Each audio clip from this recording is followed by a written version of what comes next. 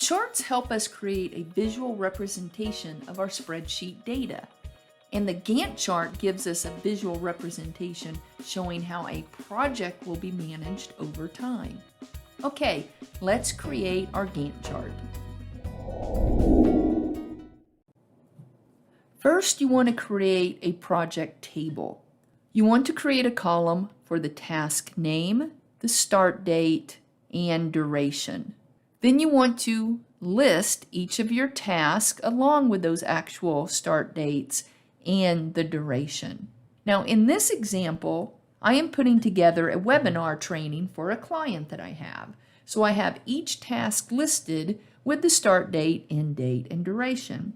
So you don't actually need to have this end date for the Gantt chart, but it is nice to be able to have that to calculate the duration. So you can see here that I'm using a formula with my start date and my. There are 3 ways you can enter the formula for duration, and it really just depends on your scheduling needs. So let's take a look at that. Now, if I'm using a simple formula where I'm taking the end date minus the start date, it's going to return 1 day. So it's not counting this first start date right here. So if you need to actually see this as 2 days, then we need to come over here and use this formula. So it's still a simple formula, and I'm still taking the end date minus the start date, but I'm adding 1 back to it. So it's calculating my start date and this second date. So it's returning 2. So again, it kind of depends on how you need your scheduling to work. But let's look at one more formula, and that is going to be the network days formula. So what's kind of nice about this is it calculates work days. If this is actually for a work project and you're not going to be working on Saturday and Sunday and you just want to calculate Monday through Friday, then network days might be the way to go. If I look up here at my formula bar, I'm using network days, and let's go ahead and open that up so we can see that. So I enter a start date and I enter the end date, and then that tells me how many days. And as you can see here how I mapped it out, so I'm seeing that my start date, we're looking at this one right here for 7 days, it's counting that first day and it's going Tuesday through Friday, but it is skipping Saturday and Sunday, and then it's continuing on. So again, you have 3 options: your network days function or a couple of simple formulas. Okay, let's get back to creating our Gantt chart. Okay, so the first thing I'm going to do is select my columns that have my task name and the start date. I am going to include these header titles for both of these columns. So I select that, go to my Insert tab, and here is my bar or column chart. Click the drop down arrow, and I need a stacked bar. So you can do a 2D or a 3D. 3D gives it a little bit more pizzazz, but I'm going to stick with the 2D stacked bar chart for now. So now I need to actually add my duration to this chart. So on my chart design tab, I'm going to go to select data, and you can see that we have the start here, but I need to add that duration. So click on add, and my series name is duration, days, and then my series values, I want to get rid of what's already there, and then I'm going to select the range that has my duration. And then I click OK, and click OK again. But we still have a few more tweaks to do. So as you have probably noticed, the tasks on your chart are listed in the reverse order that they are over here in your data set. So let's correct that. I'm going to double click on my list of tasks, and it opens up my Format Axis pane. So if I just look down here a little bit under my axis options, I have categories in reverse order. I'm going to put a check mark there. So now that matches the way that the input is for my task name over here in my data set.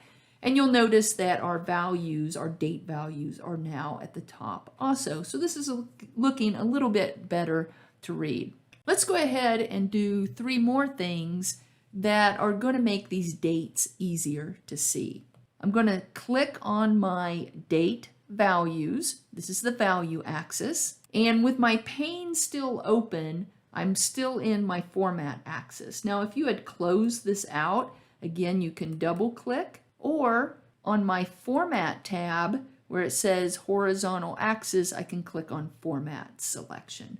So a couple of ways to bring this pane up. Now I want the start date here to match my start date for my project. Notice that what you see here, this is how Excel looks at a date. It's a serial number, but we can actually just type in a date and Excel will convert that for us. So my project starts on 2/9 of 22, so I'm just going to put in 2922, and that's going to give me my minimum. Now notice that my value axis, my dates up here, also change. For my units, my major is set at 10, so I'm going every 10 days. You can look up here and see it's 2/9, then 2/19. It's kind of scrunched up. We're going to fix that. But I'm going to change this to 5. This is how many days in between. What's going to be the interval? So do I want 2 days, 5 days? Now you can see it is kind of scrunched up, but don't worry, we're going to take care of that. I'm going to scroll down and I'm going to expand my number category down here. And there's a couple of things I want to do here. So this is my type that I have right here. That's a lot of text to be trying to show in this small chart that I have. So I'm going to change the type to just month and day. Let's see what I have. So I think this one right here looks good. Now, if you need to keep the year, because maybe your project is going across 2 separate years, you know, just depends on what you need your Gantt chart to look like. So I'm going to change that. Now you can see already it's a little bit easier to read. Now I want to angle my dates. So I'm going to click on this next icon right here. I'm still in my format axis pane. And here is my text direction. Click this drop down arrow and I really don't see anything I want. If you did want it just going up and down, that might actually make it a little bit easier to read. It would be lined up right with your grid line here. But you can do a custom if you wanted to. So if I wanted to put this right at a -48, then I get a slight slant. But again, it's how you're going to customize this and how is it going to be easiest to read. So I actually think I might go with this one right here. That's pretty easy to read. I'm going to go ahead and close my format axis, and I could probably resize this chart a little bit and I can move it around as necessary. Let's look at a few ways to format my data series that I have here. The red here is the actual duration. So do I really need this blue to be here?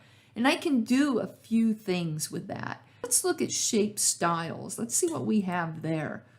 And if I hover over any of these, you can see that it gives me a preview of what that's going to look like. Now, if I go with any of these here, it's going to be transparent. So if you want to see those just a little bit, maybe have them faded out somewhat, then you could choose one of these lighter colors. If you don't want to see it at all, then right here you can choose these transparent presets. I'll go ahead and select that. Now if I click away from my chart, now I can only see the duration. So I can see here the duration for when I need to email my point of contact starts on 2/9 and goes for a couple of days.